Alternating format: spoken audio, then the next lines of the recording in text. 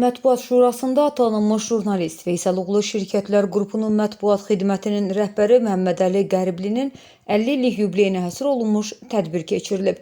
Tədbiri giriş sözü ilə açan Mətbuat Şurasının sədri Rəşad Məcid yubileyarın media cəmiyyəsində qazandığı böyük hörmətdən bəhs edib. Bildirib ki, Məhəmməd Əli Qəribli həm jurnalist, həm də PR rəhbəri kimi işinə hər zaman peşəkar və məsuliyyətlə yanaşıb. Görüşdə Məhəmməd Əli Qəribli 50 illik yubiley münasibətilə Azərbaycan Mətbuat Şurasının diplomu ilə təltif edilib.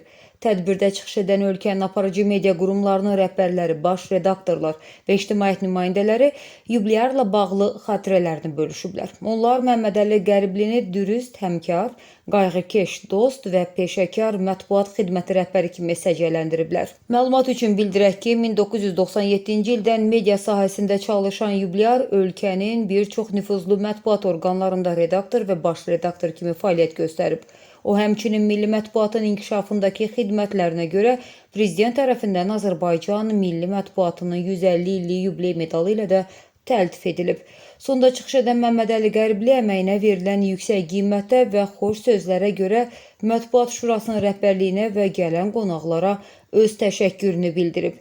Bir xəbər media olaraq Məhəmməd Əli Qəriblini yubiley münasibəti ilə təbrik edir, uzun ömür, can sağlığı, işlərində uğurlar arzulayırıq.